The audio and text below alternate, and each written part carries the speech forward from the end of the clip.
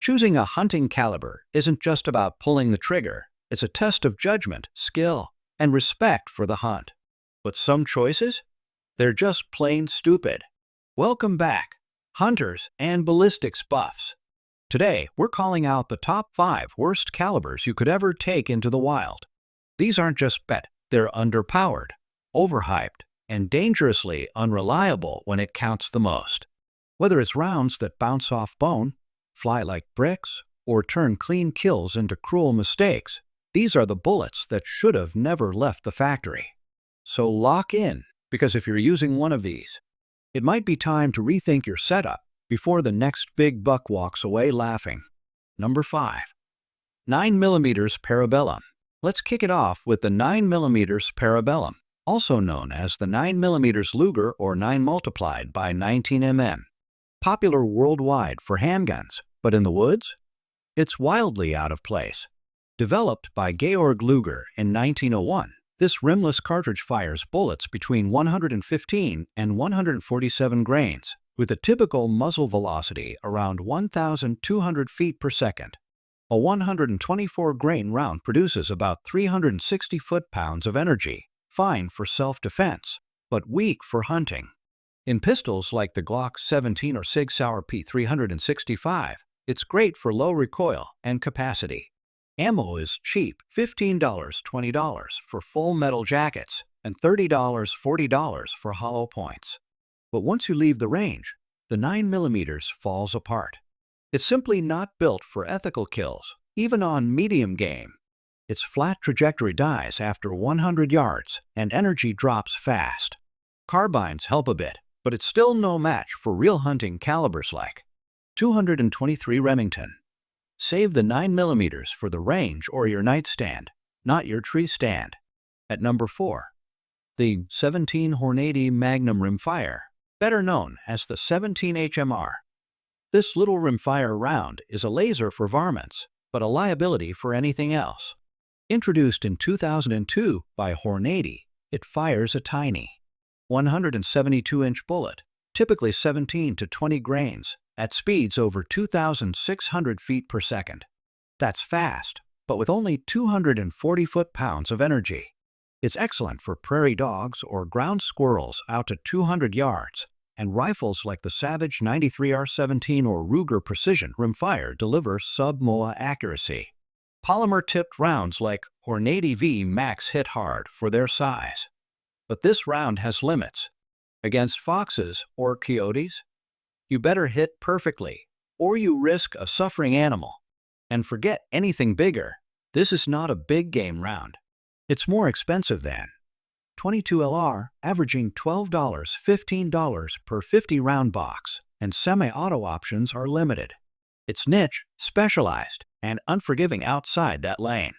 If you're after versatility or stopping power, the 17 HMR will leave you wanting more. It's a laser beam, but only for the smallest targets. Number 3. 32 ACP, also known as the 7.65mm Browning. It might have been cutting edge in 1899 when John Browning designed it, but using it for hunting today? That's a rookie mistake. This semi-rimmed cartridge typically fires a 312-inch bullet between 60 and 71 grains at speeds under 1,000 feet per second. At best, you're looking at 140 foot-pounds of muzzle energy. It's a soft-shooting, compact option for concealed carry, seen in pistols like the Kel-Tec P32 or Beretta Tomcat. Ammo costs about $25, $35 for 50 rounds, mostly in FMJ with a few hollow points from Hornady or Corbin. For self-defense, it works sparingly. For hunting? Forget it. Even against small game, it's unreliable. Penetration is weak, and clean kills are rare unless you're at point-blank range. It struggles against bone, muscle, and even light hide. Ethical hunting requires more knockdown power and deeper penetration. This cartridge belongs in a backup pocket gun, not your backpack.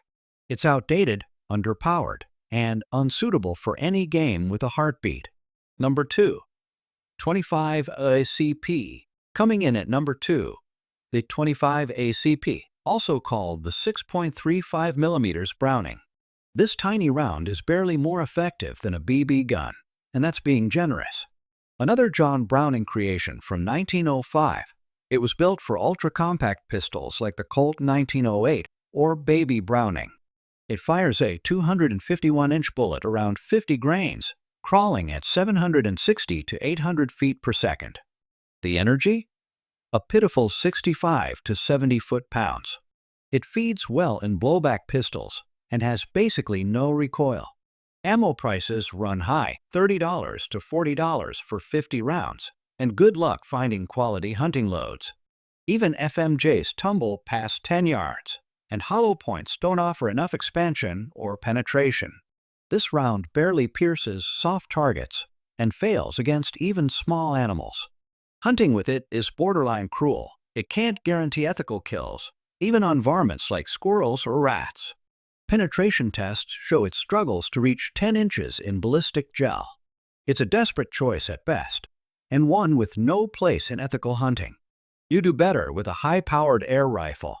The 25 ACP is outdated, overpriced, and absolutely outclassed. Number 1. 22 Long Rifle. Finally, the number 1 caliber you should never rely on for serious hunting, the 22 Long Rifle. Yes, it's the most popular rimfire in the world. Yes, it's fantastic for plinking, training, and budget shooting, but for hunting? It's a gamble. Introduced in 1887 by J. Stevens Arms, the 22LR fires bullets from 20 to 60 grains, usually around 36 to 40 grains. Muzzle velocity ranges from 1,200 to 1,600 feet per second, with energy averaging just 120 to 140 foot-pounds. It's dirt cheap. 500 round bricks cost $25 to $40, and recoil is non-existent. Great for beginners, yes, but ballistically, it falls short. Beyond 50 yards, bullet drop becomes severe. At 150 yards, it drops 11 inches and drifts a foot in a light breeze. It may work on squirrels and rabbits with perfect shot placement, but beyond that, it struggles. Penetration is inconsistent, especially with cheap bulk ammo. Some hunters brag about taking coyotes with a 22LR, but that's a risk no ethical outdoorsman should take. It's illegal for big game in most states and just not built for serious harvests. Don't let nostalgia cloud your judgment. The 22LR is an incredible training round, but a poor hunting round when it counts.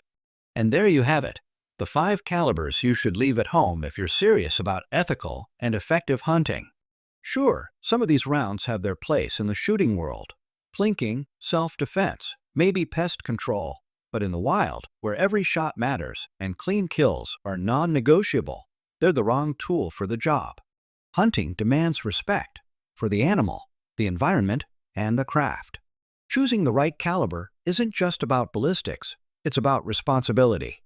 If you found this breakdown helpful, be sure to hit that like button, subscribe for more no-nonsense hunting content, and drop a comment below. What caliber do you think is the most overrated for hunting? Did we miss one that deserves to be on this list? And if you're looking for the best calibers that do get the job done, check out our other videos. We've got you covered with the top picks for accuracy, low recoil, and serious knockdown power. Thanks for watching, and as always, hunt smart, shoot straight, and we'll see you in the next one.